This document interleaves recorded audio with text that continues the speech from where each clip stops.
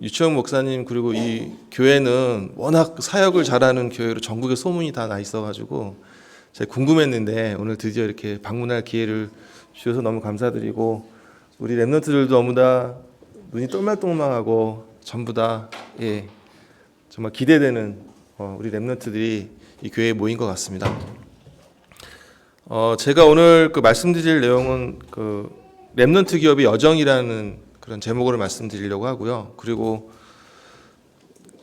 소제목이 CVIP가 될 것 같습니다. 그래서 어떻게 보면은 제가 1994년도에 이제 다락방을 처음 시작을 했는데 지금 30년이 됐나요? 너무 아직 안 됐나요? 30년은 안 됐죠, 아직. 그렇게 쭉 지내오면서 정말 넘어지기도 많이 하고 실수도 많이 하고, 사실 응답받은 것보다 더 실패하고 실수한 적이 많은 것 같아요. 그래서 어떻게 보면은 오늘 제가 여러분하고 더 나누려고 했던 거는 저의 어떤 성공하고 뭔가 응답을 받고 이것보다는 제가 그렇게 많은 길을 좀 돌아오고 직접적인 응답을 못 받던 여러 가지 그 이유에 대해서 나중에 겪다 보니까 알게 되더라고요. 그래서 우리 랩런트들이 아마도 저희와 같이 그렇게 먼 길을 돌아가지 않고 그리고 빨리 그 랩런트의 참 응답의 길을 찾았으면 아마 여기 계신 권사님들, 장로님들, 목사님도 마찬가지지만 저희 세대까지만 해도 시스템이란 게 없었잖아요. 그래서 사실은 제가 표현을 맨땅에 헤딩이라고 하는데 정말 각계전투하고 좀 외로울 수밖에 없었던, 저는 특히 포항에서 학사, 석사, 박사를 다 나왔거든요. 근데 거기에서 13년을 있었는데 물론 거기 다락방 하시는 목사님들 여러분 계셨지만 굉장히 척박했습니다. 근데 오히려 그 척박한 가운데 하나님의 은혜가 더 풍성히 있었고 제가 더 어떻게 보면 지금까지 오는데 그 여러 가지 힘이 되었던 것 같습니다. 첫 번째 슬라이드부터 보면서 한번 말씀을 나누도록 하겠습니다. 제가 잘 안 보여서 그러는데 이 마이크를 들고 밑에 내려가셔도 될까요? 예.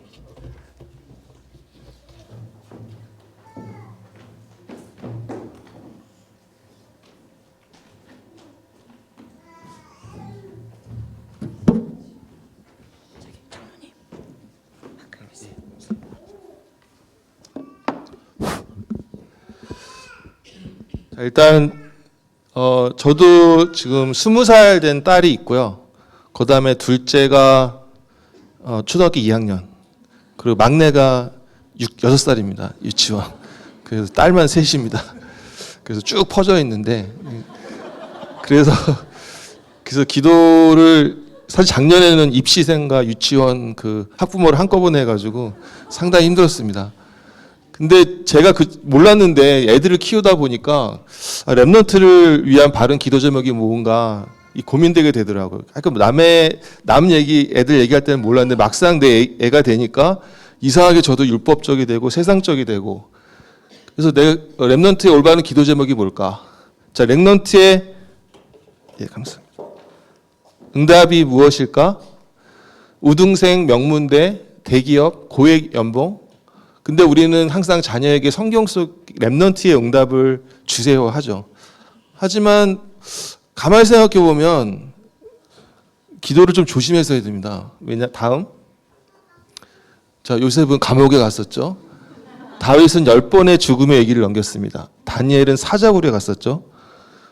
사실은 저희는 이런 거는 좀 빼고 그쵸, 이 7 랩런트들이 성경에서 받았던 응답만 좀 받게 해달라, 이렇게 기도하는 게 아닌가, 저도 그런 반성이 좀 되더라고요. 다음.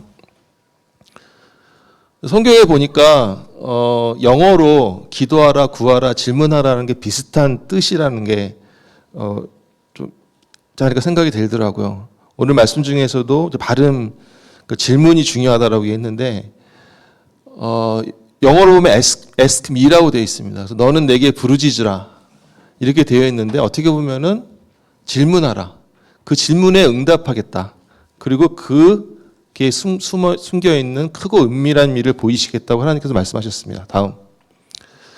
그래서 이런 바른 질문을 하게 되기까지 시간이 많이 걸린 것 같습니다. 특히 저는 정말 고민하던 때 하나님은 과연 살아계십니까? 나는 누구입니까? 예수 그리스도는 누구이십니까? 이게 바로 어떻게 보면 구원에 이르는 세 가지 질문이 되겠죠. 하지만 구원 이후에 또 다른 질문이 하나 생겼습니다. 왜 저는 응답을 못 받는 것인가요? 주위에 보면 불신자들, 뭐 교회 대충 다니는 사람들, 오히려 악한 사람들이 더 잘 되고 풍요롭게 잘 사는 거를 너무 많이 봤기 때문에 왜 저는 응답을 못 받는 것인가요? 이런 거에 대한 항상 의문점을 가지게 되었습니다. 다음. 근데 성경에 가만히 보니까 저랑 비슷한 질문을 한 사람이 또 있더라고요.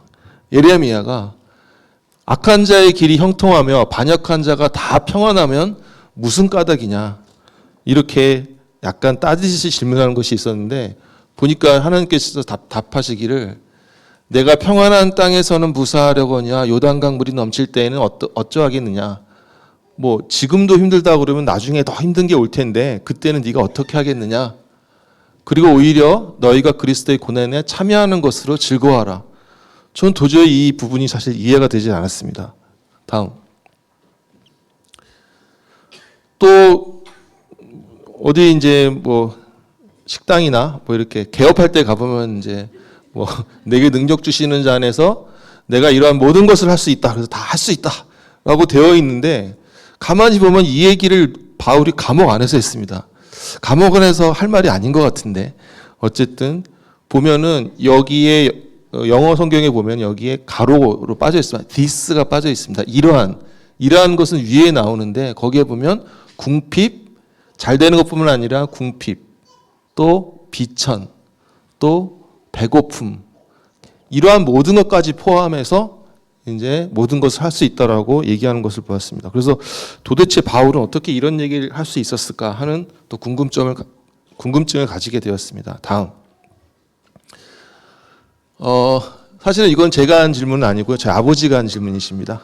저희 아버지가 사실은 복음도 제대로 모르는 채 교회를 엄마 따라서 19년을 다녔습니다. 집사님으로.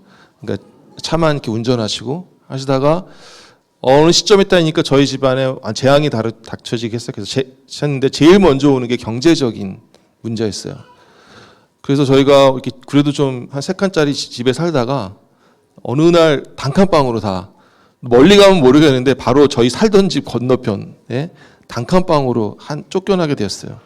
이제 그러면서 정말 절망 가운데 있었을 때에 제가 마침 합숙을 다녀왔어요. 1997년. 합숙에 딱 갔다 오면서 그때부터 감사가 나오더라고요. 아, 어떻게 보면 이전에 내가 겪었던 모든 힘들었던 것이 바로 우리 집안을 복음화하기 위한 하나님의 계획이었구나. 그러면서 이제 그때 합숙 갔다 와서 너무 성령 충만하다 보니까 바로 모여가지고 가정 예배를 하면서 아버지께 아버지 하나님이 살아계신 걸 믿습니까? 그랬더니 저희 아버지가 야 하나님이 살아계셨으면 우리 집 이렇게 망했겠냐? 아 그러면 우리 집 여태까지 하나님이 살아계신 거를 믿지 않으면서 19년 동안 교회를 다니는 게 기적이죠. 그동안 어떻게 보면 안 망한 게 기적이고 오히려 아 지금 이렇게 된 게 하나님의 은혜구나. 그래서 제가 답을 하기를 다음 아버지 감사합니다. 아버지가 아니었으면 저와 우리 가족은 영원히 이 축복을 몰랐을 거예요. 바로 하나님이 살아계시기 때문에 우리가 망한 겁니다. 그랬더니 아버지가 저를 굉장히 이상한 눈으로 쳐다보시더라고요. 근데 그 이후에 정말 복음을 받으시고 진짜 집사님이 되시고 지금 임마누엘 사역교회 명예 장로님이 되셔가지고 진짜 복음 전하시는 분이 됐어요. 저 어떻게 보면은 우리가 어떤 그런 희로애락이 있고 여러 가지 위기와 고통과 재앙들이 있는데 어떻게 보면 렘넌트들에게는 그것이 다 하나의 여정이고 다 계획이라는 것을 조금 제가 깨닫게 되었습니다. 다음. 그런데 이것이 한 번 되면 좋은데 복음 받고 나서 제가 합숙 갔다 오고서도 저의 계속 위기가 시작되는 거예요. 첫 번째, 제가 합숙을 갔는 게 바로 기말고사 끝나고 바로 갔거든요. 근데 제가 이제 그 학기 중에 막 수업을 빼놓고 전도하러 다니고 막 예배하러 다니고 막 이래가지고 수업을 많이 빼먹었어요. 시험은 다 봤어요. 점수도 잘 받아가지고 이제 이렇게 괜찮다고 갔는데 교수님이 저를 찍어가지고 제 출석 일수가 너무 부족하다. 그래서 저를 불러가지고 혼내려고 저를 불렀어요. 불렀는데 제가 졸업하는 학기니까 뭐 당연히 졸업은 시켜주려고 불렀는데 그때 제가 어디 있었어요?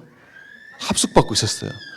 그래가지고 난리가 나가지고 저희 부모님도 그러고 이제 학교에서도 그러고 합숙 간사한테 전화를 걸어서 빨리 지금 홍병희 저 성도 청년 찾아가지고 빨리 연락해달라고 그랬는데 그 간사님이 굉장히 믿음이 좋으신 분이었어요. 그래서 원래 합숙할 때 밖에서 사단이 역사를 많이 하기 때문에 연락하면 안 된다. 그래서 저는 충분히 은혜 다 받고 맨 마지막 날 올라오는데 그때서 불러서야 이제 돌아가면 바로 학교에 가보라고 교수님이 찾는다고. 그래서 그걸 왜 지금 얘기했냐고 그랬더니 원래 그렇다고. 그래서 딱 돌아갔더니 이미 교수님이 마음이 다 결정을 내리시고 저한테 F를 주신 거예요. 졸업을 해야 되는데 졸업하는 마지막 학기에. 그래서 제가 졸업을 못하게 됐어요. 그러니까 대학원을 자동 탈락, 졸업 못하니까 대학원을 못 가게 됐고 또 연구실에 가서도 또 연구를 해야 되는데 계속 전도하고 예배드려 다니고 불성실했고 그러다 보니까 제가 뭐 딴 데서 하면 길에서 이렇게 가끔 만나는 사람한테 전도하면 모르겠지만 우리 학교 안에서 학생들에게 전도하고 교수님한테 전도하는데 전도가 되겠습니까? 어떻게 소문이 났냐면 저 홍병희 선배는 교회에 미쳐가지고 수업 공부도 안 하고 연구도 안 하고 맨날 뭐 전도반을 다닌다 이렇게 소문이 나가지고 저를 다 기피하는 제가 다가가면 피해요. 그런 상황이 됐습니다. 근데 그러다 보니까 또 공부에 또 약간 눌리게 되고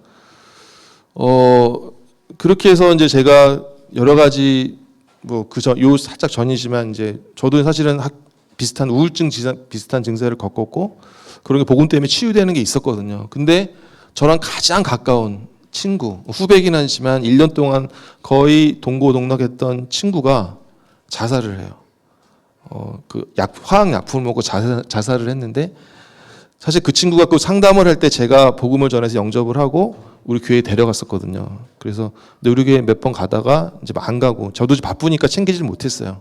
근데 유품을 정리하다 보니까 우리 교회 성경책에 우리 교회 마지막 간 주보가 꽂혀 있더라고요. 그거를 보고 제가 진짜 너무 펑펑 울면서 너무 가책을 느꼈어요. 내가 공부하는 게 사치다. 내가 지금 옆에 있는 친구도 이렇게 못 살리면서 무슨 밖에서 복음을 전한다고 하고 사치다. 그래서 그때 모든 것을 포기를 하고 다 때려치고 서울로 올라왔어요. 이제 당시에는 뭐 이렇게 다락방에 아직 정식 신학교가 없었기 때문에 그냥 신학교를 간다고 하고 이제 때려치고 올라와서 했는데 이제 그때 교수님이 하는 얘기가 저를 이제 불신자 교수님인데 저한테 전화를 걸어서 3시간 동안 설득을 하시더라고요. 제가 이제 나중에 솔직하게 말씀드렸죠. 내가 이렇게 신학을 하려고 한다 그랬더니 자기가 옛날에 룸메이트가 있었는데 UC 버클리에서 공부를 할 때 그렇게 회심을 해서 선교사로 간 친구가 있는데 박사과정을 하다 그만두고 5년을 못 가더라. 네가 정말 복음을 전하고 싶으면은 박사까지 마치고 교수가 돼서 더 많은 영향력을 끼치는 자리에 가서 복음을 전하라. 그렇게 그러더라고요. 불신자가. 들어보니까 틀린 얘기가 한 개도 없어요. 그래서 다 짐 싸가지고 다시 내려갔어요. 그래서 공부를 시작하게 됐고 나중에 제가 졸업하면서 감사하다고 뭐 교수님께 그런 말 하신 거 기억하냐고 물어봤더니 자기가 그런 말 했었냐고 기억이 안 난다고 하더라고요. 그래서 제가 워낙 기도를 안 하고 인도를 못 받으니까 교수님을 통해서 그렇게 열성하신 것 같고 사실은 우리가 착각하면 안 되는 게 바울은 그런 모든 세상의 지식을 배설물이라고 했잖아요. 근데 바울은 저런 말할 자격이 있어요. 당대 최고 지식을 갖춘 사람이었고 아주 유대인이었고 지도자였고 근데 그 사람이 보기에도 세상 지식, 복음에 비해서 그런 세상 지식은 배설물에 불과하다. 그리스도 없이는. 그런 고백이 생각이 났습니다. 다음. 자, 그러면 이제부터 여러분도 그렇고 여러분 자녀들도 그렇고 랩런트도 그렇고 바른 질문을 해야 될다라고 생각됩니다. 그래서 우리가 정말 좋은 대학 가려고 치열하게 공부하잖아요. 그럼 내가 대학을 가는 이유가 무엇일까? 또 공부를 해야 하는 이유가 무엇일까? 또 내가 직업을 가져야 되는 이유가 무엇인가? 과연 먹고 살기 위해서 그냥 자녀들을 키우기 위해서 그게 단 것인가? 쟤를 내가 이기고 1등을 하기 위해서 더 명예로운 자리, 그런 권력, 돈을 얻기 위해서 하는 것인가? 그 질문을 곰곰이 해볼 필요가 있을 것 같습니다. 다음. 또 하나 질문은 그럼 랩넌트로서 할 수 있는 질문은 내가 공부하는 것과 세계복음화는 어떤 관련이 있는 건가요? 사실은 저도 지금 임마누엘 서울교회에서 이제 교육국장도 했었고, 이제 사실은 뭐 지금 OMC 장학회도 오랫동안 장학위원으로 활동을 하고 있지만, 우리 랩런트들이 가장 약한 것 중에 하나예요. 복음과 현장이 분리가 돼 있고 완전히 따로 놀고 있어요. 사실은 저도 이 부분에 대해서 굉장히 많이 고민을 했었습니다.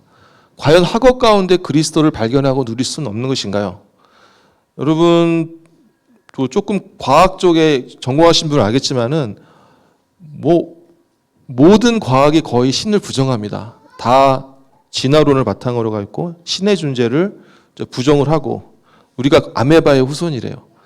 뭐 그런 것들이 뭐 교과서에 차고 넘치고 시험에 나오면 그렇게 써야 돼요. 그러다 보니까 당연히 눌릴 수밖에 없고, 뭐 음악을 하시는 분들도 뭐 연습하는 곡들이 대부분 다 정신이 이상한 음악가들이 만든 그런 것들도 많이 연습을 하고, 그리고 뭐 미술도 마찬가지고, 어떻게 보면 모든 그러한 학문과 분야가 다 흑암으로 가득 차 있는데 그것을 하면서 너무 힘들다는 거죠. 그 가운데 그리스도를 발견할 수 없겠냐. 그런 고민이 들게 되었습니다. 다음. 자, 그러면 요셉을 모델로 한번 생각을 해보겠습니다. 자, 요셉의 그 영화를 보면 이 6개가 나오게 되죠. 채색 옷을 입고 정말 행복할 때, 정말 시기를 또 받고 팔려가서 노예가 됐을 때, 보디발 장군 집에서 나름 출세를 했을 때, 근데 또 모함을 받아서 감옥에 갔을 때, 근데 거기서 드라마틱하게 나와서 다시 총리가 되고 나중에 형제들과 아버지를 제외를 했을 때, 이때 이 인생에서 하이라이트는 언제일까요? 하이라이트. 언제라고 생각되세요? 제외했을 때. 그렇죠. 이때 막 눈물 나죠. 정말 찡하죠. 언제였을까요? 언제? 채색 옷일 때. 이때가 그쵸. 저때가 하이라이트일 수도 있죠. 또 언제? 총리가 됐을 때. 그 전 세계를 다스리는 그쵸. 이집트의 총리가 됐을 때. 하이라이트라고 볼 수가 있죠. 근데 제가 이 영화를 보다 보니까 요셉의 표정에서 하이라이트는 이때였더라고요. 이때. 예. 그래서 여러분 다음 이 영상을 찾아보시면 찾을 수 있을 거예요. 근데 여기 보시면은 요셉이 이제 그 관원한테 이제 네가 나가거든 나를 기억해 달라고 하잖아요. 또 잊어버리잖아요. 아무튼 거기서도 뭐 제가 보기에는 요셉이 막 처음부터 막 성령 충만하고 모든 것을 다 이기고 모든 것을 초연했던 게 아니라 처음에는 정말 한마디로 멘붕 상태가 됐던 것 같아요. 그리고 인본주의도 나름 쓰고 하다가 이제 어떻게 보면 포기 상태에 오게 된 거죠. 그래서 얘가 그 포기 상태에 있었는데 완전히 절망 상태에 있었는데 이 만화에서 보면은 어느 날 그 감옥 안에 갑자기 씨가 떨어져 가지고 거기서 나무가 자라기 시작하는 거예요. 근데 나무가 자라기 시작하는데 그 나무로 이제 그 쇠창살 그를 통해서 햇빛이 비치면서 그 나무가 자라기 시작하는 거예요. 그 나무를 갖다가 또 이렇게 잘 세우고 키우고 가면서 이 나무를 자라는 걸 보면서 요셉이 하나님과 교제하기 시작해요. 하나님과 직접 대화하기 시작해요. 어느 시점에 모든 것을 다 포기하고 세상의 가장 큰 밑에서 하나님의 주권을 인정할 수밖에 없을 때, 모든 것을 다 하나님께서 맡겼을 때, 그때의 요셉의 표정이 가장 평안하고, 저는 이때가 바로 요셉의 인생의 하이라이트로 생각이 됩니다. 그때가 있었기 때문에 그 이후에 요셉의 총리 시절이 있던 것이고, 그리고 그 이후에 정말 이스라엘 민족을 애굽으로 불러내서 또 융성하게 만들었던 그 축복이 있었던 것이고, 여기에 들어오기까지의 그 모든 과정도 결국은 렘넌트의 여정이다 라고 보여지니까 좀 성경의 렘넌트들이 다시 보이기 시작하더라고요. 다음. 자, 그래서 이거를 제가 이제 과학자다 보니까 그래프로 그려봤습니다. 그래서 이게 시간이고 에너지입니다. 에너지는 왜 했냐면 이 화학에서는 전자나 이런 걸 배우게 되는데 전자가 핵에 갇혀 있으면은 흐르질 않아요. 근데 그 핵을 벗어나서 자유롭게 돌아다니는 게 자유전자인데 그렇게 되면 이제 전기가 흐르고 많은 일이 일어납니다. 그래서 요 점선이 핵에 구속되지 않는 그러한 에너지 수준인데 그거를 넘어서게 되면 이제 더 이상 떨어지지 않는 그런 자유로운 세계가 되는 것이죠. 그래서 어떻게 보면은 채색 옷을 뭐 입고 다닐 때 좋았죠. 노예로 갈 때 정말 절망했겠죠. 근데 보디발 장군 집에서 나름 출세할 때 좋았다가 또 감옥에 떨어졌다가 근데 이때가 되어서야 그때 하나님의 주권을 완전히 인정하게 되고 하나님의 능력으로 이 수준을 넘어서서 드디어 총리하고 제외하는 그런 때가 되었다. 어떻게 보면은 여러분 인생을 다 돌아보면은 이러한 인생의 여정을 겪지 않으신 분이 없으실 것이고 아마 우리 렘넌트들도 어딘가에서 이 여정을 겪고 계실 것입니다. 결코 하나님의 방법은 처음부터 좋은 길로만 인도하고 넓은 길로만 인도하고 응답하고 계속 축복만 주는 것이 아니다. 하나님의 방법은 그것이 아니라는 것을 제가 조금 알게 되었습니다. 다음. 자, 그러면 우리의 창조의 존재 이유부터 제가 공부에 대해서 말씀을 드리기 위해서 학업에 대해서 말씀드리기 위해서 말씀을 드리는데 창조의 이유, 우리의 존재의 이유를 성경을 보면은 다 그를 위하여 창조되었다고 되어 있습니다.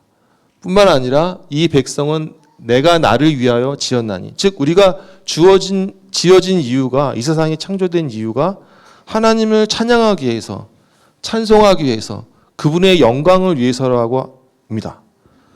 사실은 뭐 이걸 믿지 않는 사람들은 되게 기분 나쁘겠지만 어쨌든 성경에서는 분명히 창조의 이유에 대해서 그렇게 설명하고 있습니다. 다음.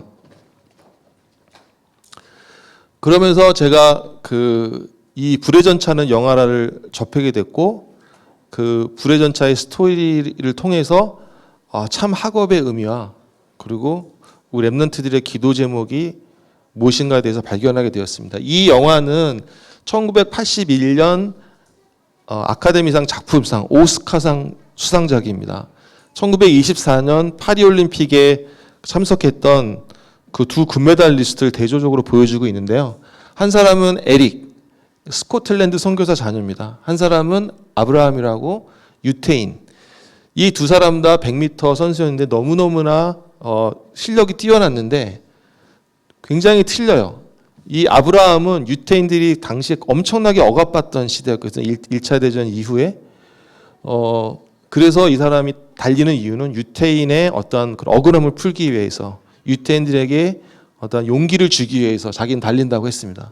하지만 에릭은 별 그런 생각이 없어요. 얘는 원래부터 달리는 게 좋아요. 뛰는 게 좋고 자기한테는 뜀박질이 노는 거예요. 그리고 또 그게 하나님을 찬양하는 거예요. 그러다 보니까 이 표정이 얘는 항상 비장하고 얘는 항상 노는 표정, 화난 표정 그렇게 대비돼서 나옵니다. 다음. 그리고 이 에릭은 우승을 하잖아요. 그러면은 선교사답게 이렇게 설교를 합니다. 우승 테이프를 끊는 순간 짜릿함을 경험할 것이다. 여러분이 성공하고 뭔가 이루게 되면 짜릿하겠지만 그게 얼마나 가겠느냐. 우리를 끝까지 달리게 하는 힘은 어디서 나오는 걸까요? 하면서 예수 그리스도를 전합니다. 다음. 근데 선교사 동생이 이제 와가지고 이렇게 얘기를 해요. 이제 파리 올림픽에 출전을 하려고 하니까 지금 아버지는 중국 선교를 목숨 걸고 중국 선교를 하고 계신데 오빠는 여기서 어떻게 뜀박질을 하고 있냐. 빨리 가서 중국 선교를 해야 된다고 얘기를 합니다. 그랬더니 에릭이 한참 고민하다가 하나님은 나를 빠르게 만드셨고 내가 달릴 때 하나님께서 기뻐하신 것을 느낀다. 올림픽에 참가한 후에 가겠다라고 얘기를 하고 그리고 올림픽에 참가를 하게 됩니다.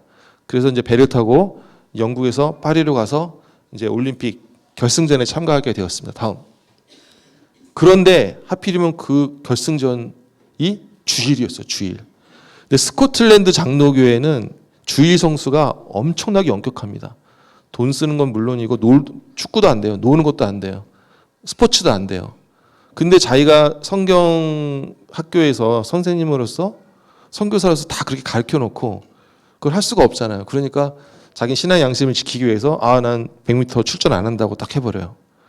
그랬더니 이제 온 영국이 난리가 난 거예요. 그래서 이 에릭 보고 이제 너는 매국노라고 막 하고 이 사람이 이제 영국의 황태자인데 조국의 왕에 대한 충성심을 보여줘라. 때론 조국을 위해서 개인을 희생할 때도 있다라고 얘기를 합니다. 그랬더니 애기 대답하는 말이 다음. 조국도 왕도 법도 하나님이 만드셨습니다. 그 법의 안식일은 하나님의 것이라고 했습니다. 그러면서 딱 거절을 해요. 그래서 진짜 100m를 출전을 안 해요. 사실은 둘이 경쟁자였으니까 아브라함하고 에릭은 계속 경쟁을 했거든요. 근데 에릭이 안 나왔으니까 누가 우승을 했겠어요? 아브라함이 우승을 했어요. 아브라함은 그렇게 이기고 싶었던 에릭을 이기고 금메달을 땄는데 희한한 일이 벌어졌어요. 자기가 그렇게 평생 원하던 걸 이뤘음에도 불구하고 그 금메달을 쟁취하고 그 라카름으로 돌아가는 그 아브라함의 모습을 딱 카메라 앵글로 잡는데 왠지 쓸쓸하고 왠지 공허한 그런 게 보여지더라고요. 그러면서 그 시간에 결승전 시간에 에릭은 교회에 가서 예배를 드립니다. 다음. 그때 에릭이 낭독하는 말씀이 바로 이사야 40장 31절입니다. 오직 여호와를 앙망하는 자는 새 힘을 얻으리니 독수리의 날개치며 올라간 같을 것이요 다른 박제라 해도 곤비치 아니하겠고 걸어가도 피곤치 아니하려다 하면서 이게 나레이션이 되면서 막 그 경기장에서 뛰고 넘어지고 뭐 이렇게 환희에 찬 사람들, 슬픔에 찬 사람들 쭉 나오면서 그거를 완전히 초월한 그 에릭의 그 신앙과 그 은혜 받는 현장을 갖다가 보여주게 됩니다. 자, 근데 여기서 끝났으면 재미가 없었을 텐데 이제 이 에릭에 대해서 에릭의 신앙에 감동을 받은 그 선수 하나가 400m 출전권을 양보를 합니다. 근데 여러분 100m 우승하는 사람이 200m도 우승하죠. 그렇죠? 우사인 볼트 100m, 200m 하는데 100m 선수가 400m 우승하는 거를 혹시 보신 적이 있습니까? 최근에? 거의 없죠. 예. 중거리입니다. 400m는. 완전 다른 게임인데 에릭이 400m에 출전을 하게 됩니다. 근데 에릭은 워낙 산으로 들로 많이 다녔기 때문에 자신이 있었던 것 같아요. 다음. 그랬더니 이 미국의 이제 경쟁자입니다. 경쟁자가 야, 쟤는 단거리 선수야. 리들은 한 300m 좀 다니면 체력이 딸려서 뛰지도 못할 거야. 그러고 이제 안심하라고 합니다. 근데 그 옆에서 그 보던 그 신앙심 있는 그 미국 선수가 있었어요. 다음. 그 사람이 에릭의 신앙심을 감동을 받고 쪽지를 써가지고 이 쪽지를 에릭의 손에 딱 쥐어줍니다. 그 쪽지에 뭐라고 써있냐면 그를 높이라 그리하면 그가 너를 높이 들리라 만일 그를 품으면 그가 너를 영화롭게 하리라 하면 잠언 4장 8절 말씀을 쥐어주게 됩니다. 그 말씀을 쥐고 이 경기에 나가서 다음 이 에릭이 우승을 하게 됩니다. 그러면서 또 나레이션이 나와요. 끝까지 달리게 하는 힘은 어디서 나오는 것일까? 하나님은 나를 빠르게 만드셨고 내가 달릴 때 하나님께서 기뻐하심을 느껴. 저는 이 모습에서 이게 혹시 학업과 나의 어떤 달란트와 공부와 관련되지 않을까 하는 생각을 했었습니다. 에릭이 달리는 게 아무 의미 없고 전도와 선교와 관련이 없다고 할 수 있지만 하나님이 우리를 창조하시는 이유는 그분의 영광 또 찬양을 위해서이고 에릭이 달릴 때 그렇게 빠르게 만드신 에릭의 모든 신체와 그러한 달란트를 주신 하나님께서 보시면 기쁘겠죠. 그게 찬양인 것이죠. 하나님께서 기뻐하심을 느낀다고 에릭이 고백을 하였습니다. 다음.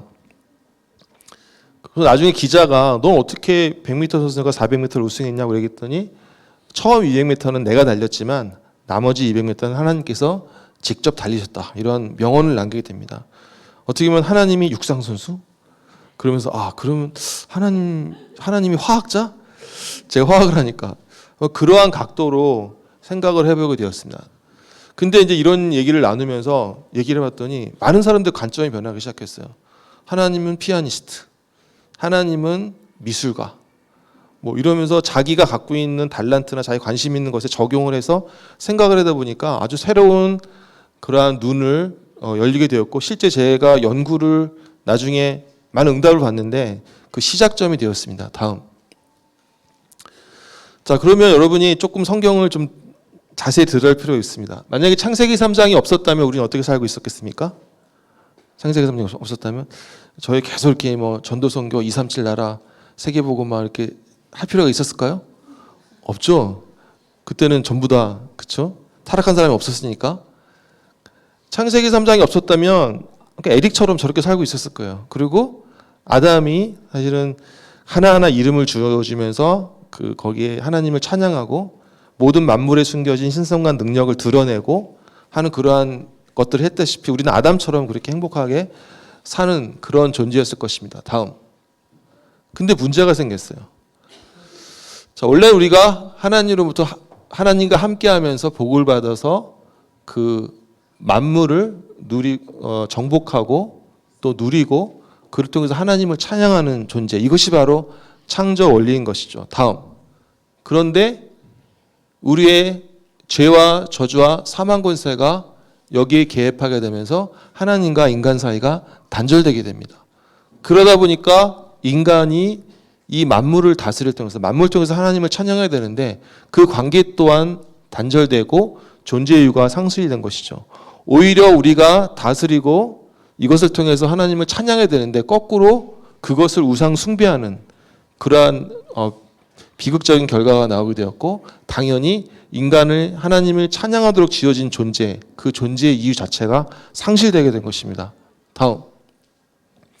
그런데 예수 그리스도 왕, 선지자, 제사장 되신 예수님께서 하나님과 사이에 정말 화목을 누리시고 다시 그 관계를 회복함으로써 인간이 구원을 받음으로써 어떻게 보면 그 만물의 존재 이유가 회복되고 우리의 찬양 또한 회복되는 것입니다.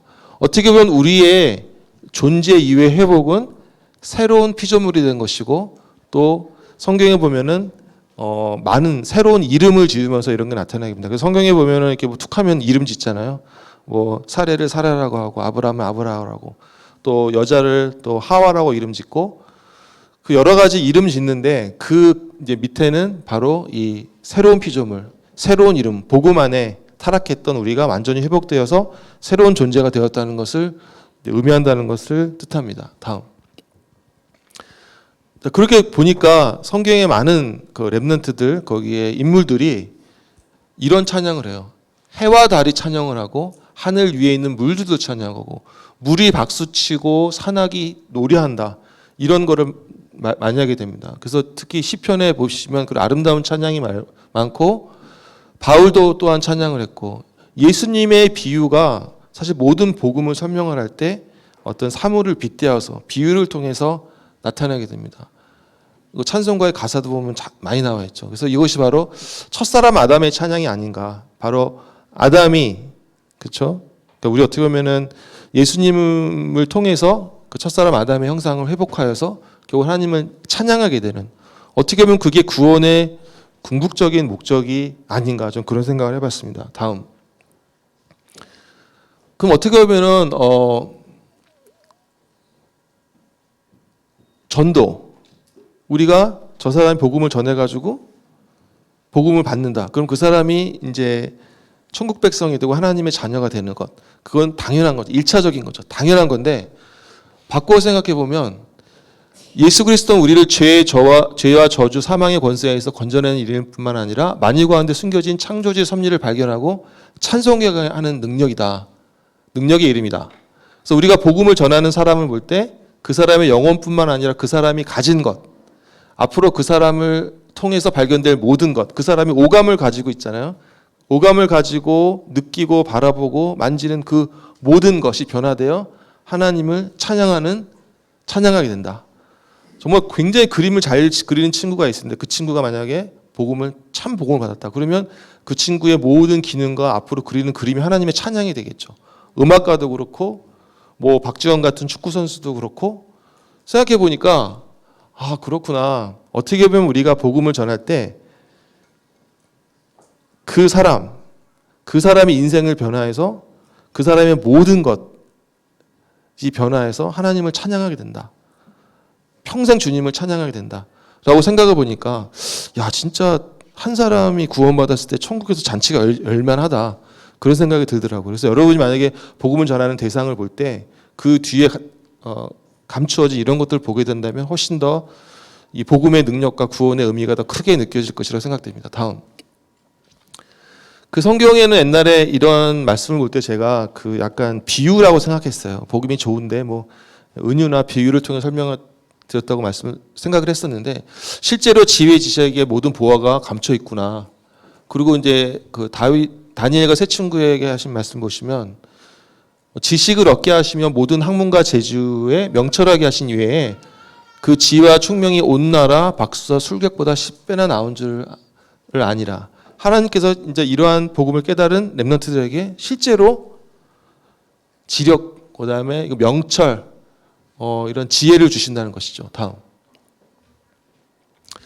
그래서 저는 이런 결론을 냈습니다. 어떻게 보면 나의 학업 혹은 기능, 이것이 다 결국 찬양이고 나의 기도다. 제가 만약에 화학자라고 하면 화학은 나의 찬양이며 나의 기도라는 것입니다. 그리고 전도는 어떻게 보면은 존재 이유의 회복이고, 그 존재 이유의 회복은 원래 하나님을 찬양하는 그 본분의 회복이다. 그렇게 생각하니까 내가 학업하고 하는 것이, 공부하는 것이 세계복음화랑 다른 것이 아니구나 하는 결론을 얻게 되었습니다. 그래서 결국은 세계복음화는 자꾸 너는 렘넌트들에게 물어보면 너 공부 왜 하냐 하면은 나중에 돈을 벌어서 뭐 2, 3, 7 나라를 돕겠다, 뭐 RUTC를 짓겠다. 그러니까 뭔가 그 학업의 결과적인 것을 통해서 세계복음화를 하겠다고 하는데 그게 아니란 생각이 들었습니다.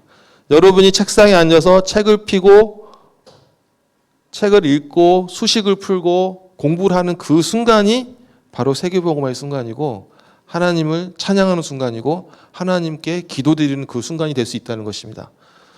그래서 그렇게 생각을 하니까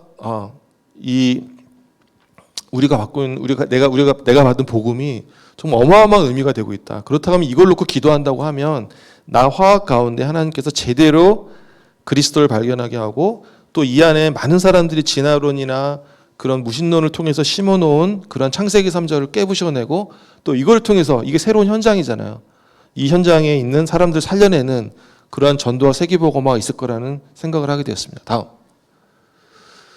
그러니까 공부를 왜 하나요? 저는 앞으로 무엇을 해야 하나요? 그러니까 이러한 그 질문에 바른 대답을 할 수 있을 것 같았습니다. 다음.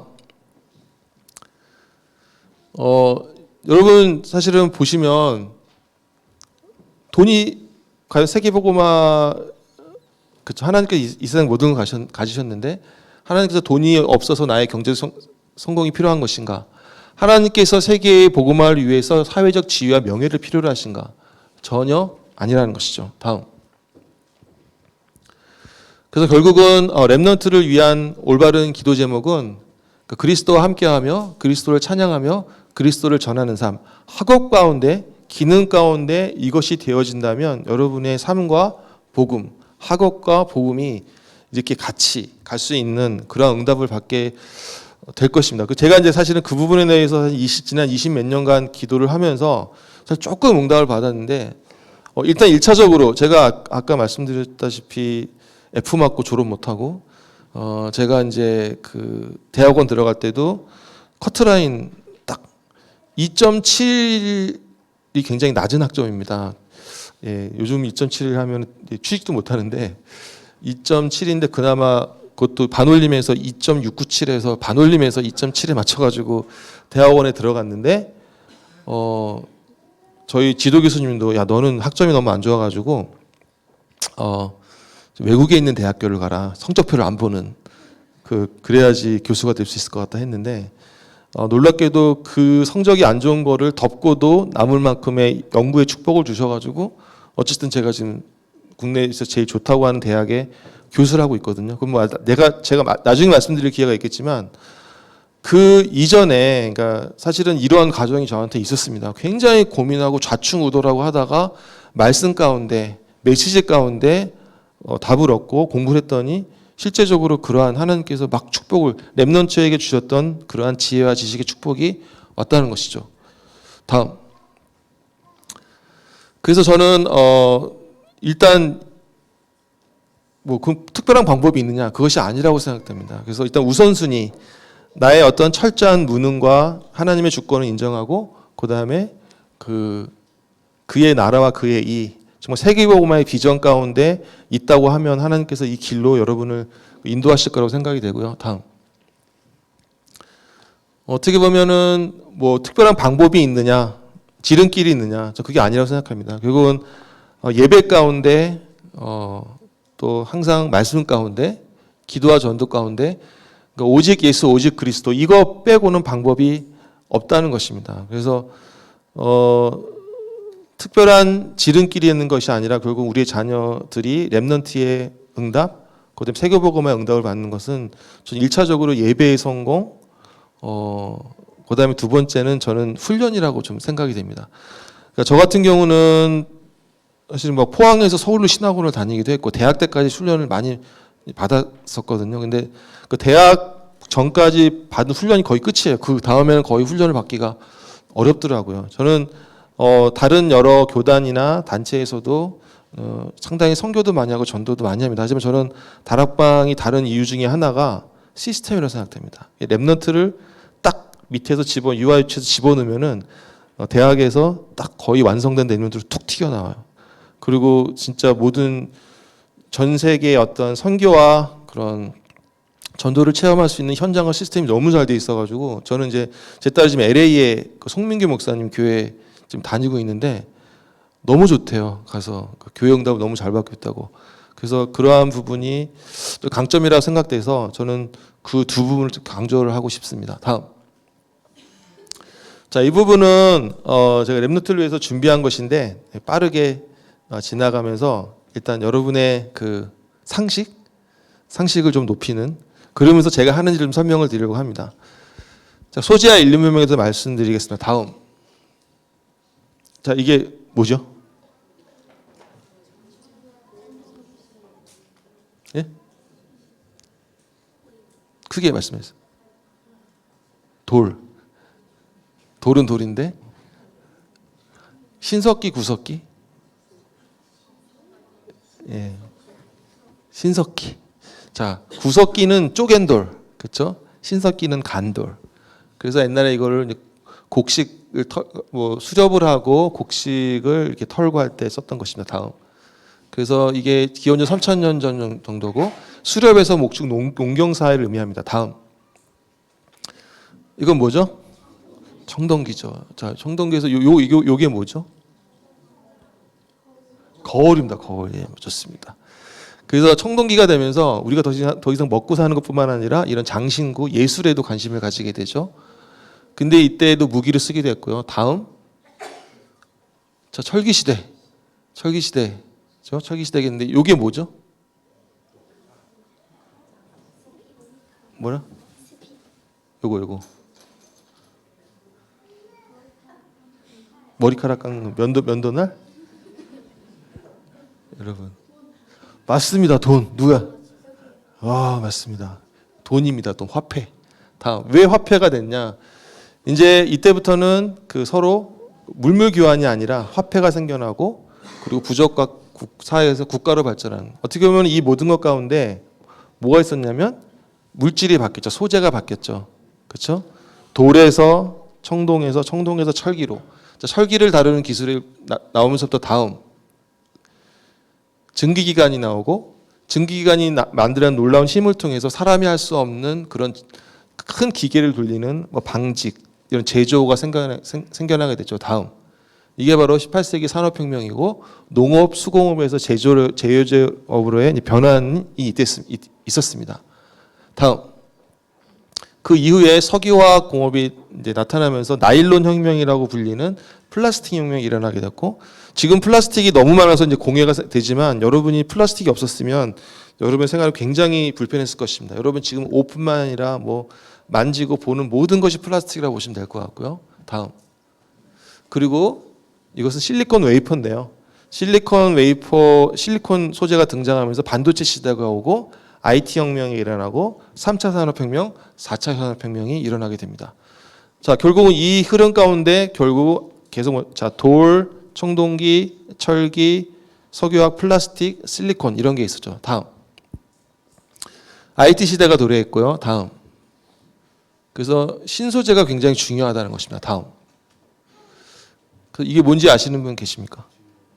예, 장로님 진공관이라고 바로 아시네요. 저기 어느 랩런트 밥통이라고 이렇게 하더라고요. 그래서 이걸 본 적이 당연히 없겠죠. 근데 이 진공관에는 TV나 라디오가 있었습니다. 키면 한 20분 있다 나오는. 다음. 진공관 18,000개를 만든 세계 최초의 컴퓨터가 무엇이죠? 다음. 예, 이거 시험에 나옵니다. 이런 거는 애니악이라는 거죠. 다음. 그래서 이 애니악 컴퓨터는 세계 최초의 컴퓨터인데 너무 커요. 집체 많아요. 근데 여러분 지금 그 이렇게 간단한 계산기보다도 성능이 안 좋거든요. 그래서 도저히 이 진공관으로는 작은 반도체를 만들 수가 없습니다. 다음. 그런데 이 게르마늄이 등장하고 다음. 그다음에 실리콘이 등장하게 되면서 뭐 이런 반도체 시대가 오게 되었고요. 초고집적 반도체 시대가 오면서 지금 여러분 뭐 USB 보시면 옛날에 뭐 몇백 메가 했다가 지금 1기가, 2기가, 16기가, 32기가 뭐 계속 늘어나고 있죠. 그것이 바로 이런 반도체 기술의 발달입니다. 다음. 자, 결국은 1차 산업혁명이 이런 증기기관 혁명, 그다음 2차 산업혁명이 내연기관, 가솔린, 디젤 이런 거, 3차 산업혁명이 컴퓨터 인터넷 혁명이었다고 하면 4차 산업혁명은 이제 IoT, 로봇, 뭐 인공지능, 3D 프린팅, 뭐 AR 이런 것들이 나오게 됩니다. 예, 다음. 근데 이때 인류의 발전에서 이렇게 어떤 점프가 오게 되는데 그때마다 제일 중요했던 건 뭐냐? 결국은 신소재라는 것입니다. 새로운 소재가 등장했을 때 새로운 기술의 점프가 일어났습니다. 다음. 자, 그래서 결국은 앞으로 이렇게 접었다 폈다 하는 휴대폰이 이미 나오고 있고 쭉쭉 늘어나는 사람이 입는 컴퓨터가 나오게 될 텐데 그때 중요한 것이 바로 새로운 소재가 나와야 되고 거기에 필요한 것이 나노 기술, 유기물 고분자, 특히 탄소 소재입니다. 다음. 그래서 제가 이제 연구하는 것이 그래핀이라는 것인데 어쨌든 4차 산업혁명의 바이블이라고 부리는 이 책에 보면은 그 이끄는 기술 중에 그래핀이라는 게 있습니다. 근데 그게 강철보다 200배 강하고 엄청나게 얇은데 열전도성, 전기전도성 좋고 이것이 마저 가격 경쟁력 싸게 만들 수 있으면 제조업과 인프라 산업의 전반을 바꿀 것이다. 즉 실리콘이 인류 사회를 변화시킨 것만큼의 변화를 이끌 것이다라고 예측을 하고 있습니다. 다음. 그리고 4차 산업혁명을 현도할 소재는 뭐 그래핀이다라고 이제 세계적인 투자자가 얘기를 했고요. 다음. 그래서 제가 연구하고 있는 건 그래핀이라는 소재입니다. 그래핀은 흑연의 한 층에 해당하는 것이고요. 다음. 여기 흑연을 실제 전자미경으로 찍은 것입니다. 탄소가 이렇게 육각형 벌집 모양을 이루고 있는 원자 한 층의 구조입니다. 다음. 근데 다음. 이 그래핀을 만드는 게 사람들이 불가능하다고 생각을 했었는데 어느 러시아에 있는 러시아 출신 영국 과학자가 아주 간단한 방법으로 그래핀을 만들었어요. 그래서 흑연의 한 층이 그래핀이니까 그거를 스카치 테이프에 붙인 다음에 뗐다 붙였다 데칼코마니를 여러 번 하고 다음 문질렀더니 그래핀 한 장이 나왔어요. 40년 동안 저걸 만들려고 사람들이 못했는데 스카치 테이프를 만들었어요. 아주 간단한 실험으로 역사상 가장 간단한 실험으로 다음 이 두 사람이 노벨상을 타게 됩니다. 2004년에 발견을 해서 그래서 굉장히 엉뚱한 사람들이에요. 근데 저런 엉뚱함이 있었기 때문에 이 가능한 것이었죠. 다음. 근데 문제는 저렇게 조그만 그래핀은 활용도가 없습니다. 근데 제가 한 일이 뭐냐면 다음 저런 그래핀을 금속을 이용해서 쭉쭉 가주세요. 쭉. 다음. 가열해서 가스를 증착을 해서 그래핀을 화학적으로 만들어서 다음 금속을 제거하고 그래핀을 분리해서 크게 만드는 것. 눈에 안 보이는 크기의 그래핀을 크게 만드는 거를 제가 발표를 했었고 그래서 이 논문을 발표했는데 이게 2009년 이게 전 세계 화학 분야 1등 논문입니다. 그러니까 예. 제가 밖에 나가서는 자랑을 안 하는데 거의 지금 과학계에서는 BTS급 히트라고 생각하시면 됩니다. 그리고 다음. 그래서 이 조그만 그 수마이크로짜리 머리카락보다 훨씬 작은 것을 다음 이렇게 미터 크기로 합성을 하였고 이것 때문에 그래핀이 사실은 이제 우리 생활에서 쓰일 수 있는 상용화가 가능한 크기가 되었습니다. 다음. 그래서 이 그래핀의 미래의 응용에 대해서 저희가 비디오도 만들고 제가 성균관대에 있다가 서울대로 옮겼었는데 성대에 있을 때 만들었던 비디오인데 유튜브에 보면 나옵니다. 그러니까 접었다 폈다 뭐 이런 미래하는 입는 컴퓨터라든지 미래 전자기기에 이제 그래핀이 쓰일 수가 있고요. 다음. 그래서 이렇게 보시면은 이게 11년 전에 만든 저희 유튜브 비디오인데요. 이렇게 뭐 스케줄도 체크하고 손목에 찼다가 뭐 펴서 내비게이션도 쓰고 잡아서 충전하고 뭐 센서도 되고 뭐 헬스 모니터링 건강 체크도 하고 뭐 이런 것까지 포함을 하는 미래형 전자기기가 이제 그래핀이나 이러한 새로운 기술 통해서 이제 발달될 것이라고 예측을 하고 있습니다. 다음. 그래서 실제 그래핀을 저희가 크게 만들어 가지고 터치 스크린을 처음 만들었었고, 제가 이 2010년에 만든 거를 가지고 노벨상 위원회 초청을 받았습니다. 그래서 스웨덴에 가서 노벨상 심사위원들 앞에서 발표를 했어요. 근데 제가 노벨상을 탄 건 아니고 사실 이 덕분에 그 두 사람이 노벨상을 탄 거죠. 그 사람들은 그래핀을 발견만 했다 뿐이지 이거를 실용하는 기술을 발견하지 못했거든요. 근데 저희가 그거를 보고함으로써 결국은 이제 그래핀이 노벨상을 2010년에 받는데 큰 기여를 하게 됩니다. 다음. 그 이후로 그래핀을 이렇게 투명한 히터로 만들 수도 있고요. 뭐 자동차 앞유리에 쓴다면 좋겠죠. 다음. 그다음에 그래핀으로 LED도 만들었고, 다음. 그 휘어지는 저런 LED도 만들었고요. 다음. 그다음에 투명한 그런 LED도 만들었고요. 다음. 그 어떤 영화에 나오는 여러 가지 그런 기술들을 실제 그래핀으로 저희가 하나하나 만들면서 이제 이거를 상용화하기 시작했습니다. 다음. 그리고 이제 그래핀과 노벨상을 이제 옆에서 제가 아까 상당히 기여를 했다고 했는데 그게 이제 제가 그렇게 생각하는 게 아니라 언론에도 많이 그게 보도가 되었었는데, 다음. 보시면 저희가 그래핀을 크게 만들었을 때 전 세계의 유명한 뉴욕타임스를 비롯한 언론에 보도가 되었었고요. 다음. BBC 다큐멘터리에도 나왔고요. 그래서 아까 이 학생이 저희 대학원생이거든요. 근데 뭐 러시아 투데이, 뭐 BBC, 뭐 뉴욕 타임스 그 전 세계의 그 얼굴이 나오면서 되게 이제 유명해지게 되었습니다. 다음. 그 심지어는 노벨상 홈페이지입니다. 홈페이지에도 나오고 그 노벨 다큐멘터리 시상식에서 틀어준 노벨 다큐멘터리에도 방영이 되었고요. 다음. 그 이후에 제 결과가 노벨 박물관에 지금 전시가 되어 오고 있고, 그 외에 경화막술상이라는 큰 상이 있습니다. 거기에도 상을 타고 상금이 한 2억 원 정도 됩니다.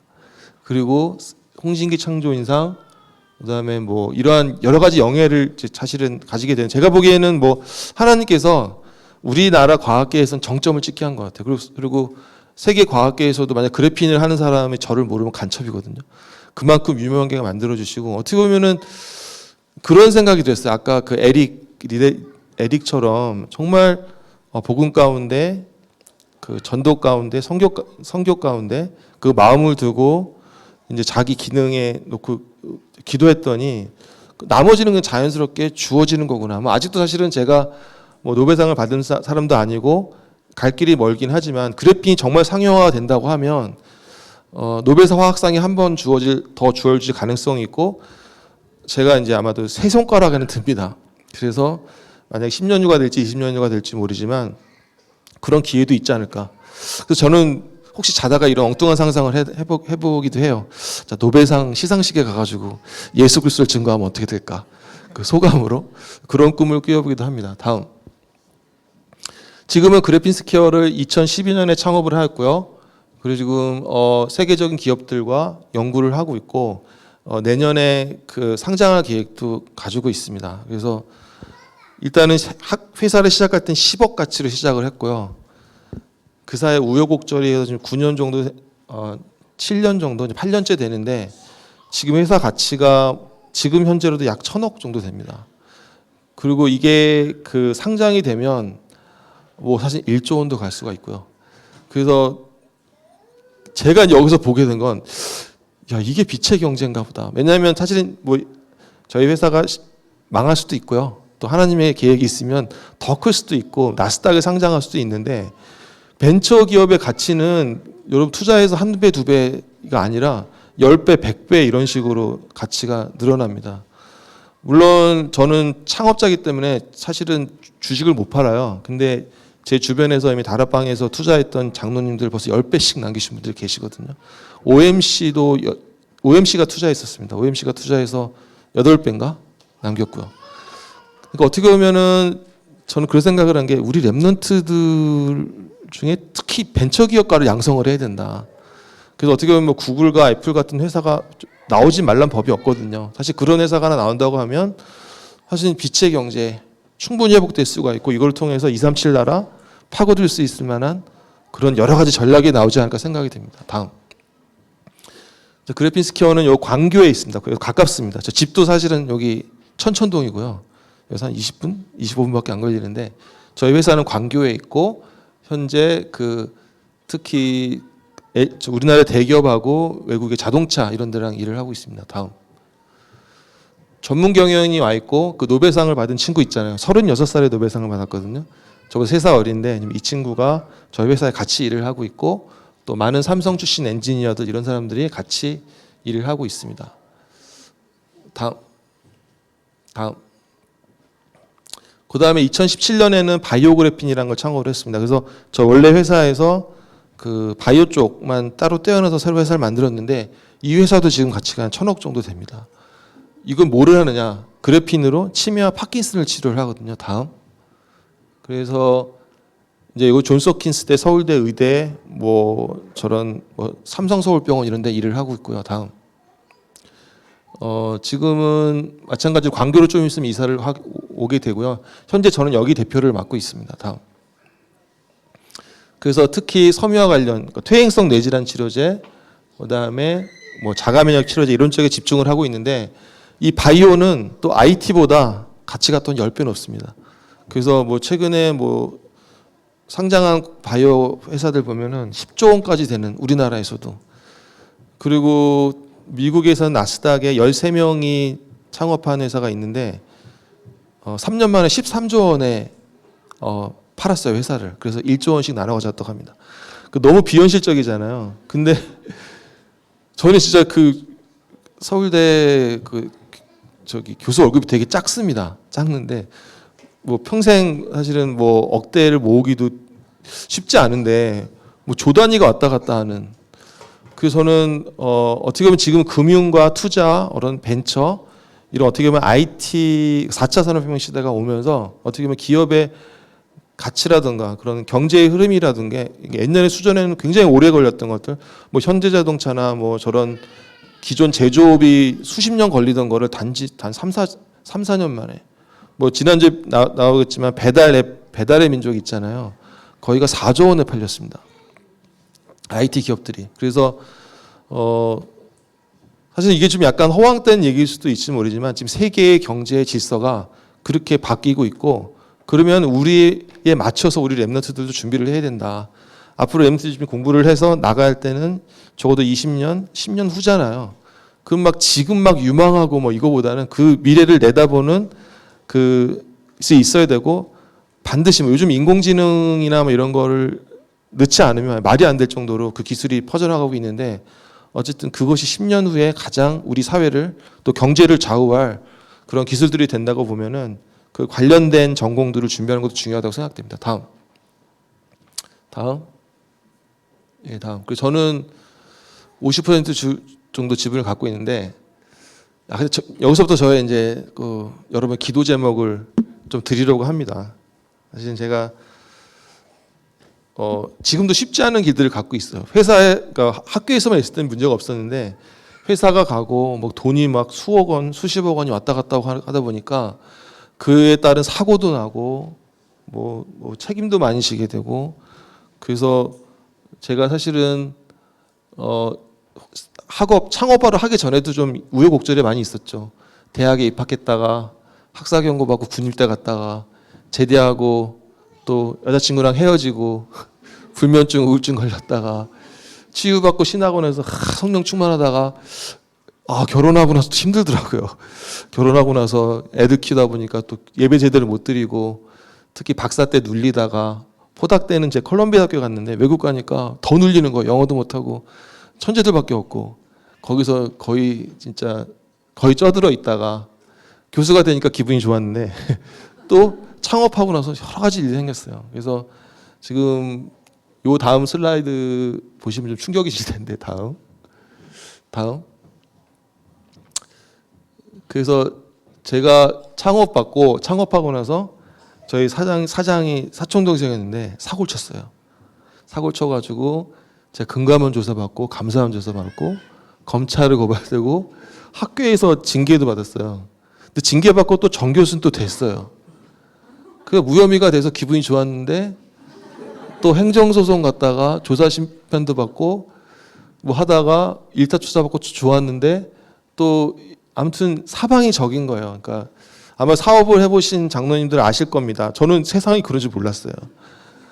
진짜 흑암이 가득 차 있고 온갖 거짓과 속임과 질투와 뭐 이런 거 처음 보는 거죠. 그리고 검찰 고발됐고 검찰에 또 기소까지 됐어요. 지금 재판 받고 있어요, 저. 그리고 1심이 1월 16일에 1심이 나오게 되는데 이게 지금 4년 걸렸어요. 5년째입니다. 5년째. 그러면서 제가 아까 그 요셉 이야기를 왜 했냐면 요셉의 심정을 이해를 하겠더라고요. 아직 저는 감옥엔 가지는 않았습니다. 그리고 하나님께서 안 보내실 거라고 생각을 하고 재판도 잘 되고 있긴 하지만 야, 이게 렘넌트의 여정이구나. 그러니까 결국은 렘넌트는 하나님이 함께 하지 않으면 하나님의 능력이 아니면 안 되는 거를 깨닫는 거를 스스로 못하니까 이렇게 행군을 시켜가지고 결국은 하나님이 만들어가는구나. 결국은 우리 도자기를 빚을 때 하나님이 빚잖아요. 직접 자기가 하나님이 쓰실 모양대로 용도대로. 그것처럼 우리 렘넌트들도 하나님께서 빚어가고 있는 것인데 자기 형편이나 뭐 공부를 잘하거나 못하거나 뭐 이런 거에 구속되지 말고 어떻게 보면은 하나님께서 지금 작업하고 계시나. 내가 어려우면 어려울수록 하나님께서 더 확실하게 계획을 갖고 있구나 생각하시면 될 것 같아요. 제 제자들 중에는 사실 지방대 출신이 많습니다. 뭐 사실은 잘 이렇게 원서만 내면 가는 지방대 출신도 있는데 그런 애들이 연구를 나중에 잘해가지고 지금 뭐 국책연구소, 삼성, LG 있는 친구들 많이 있어요.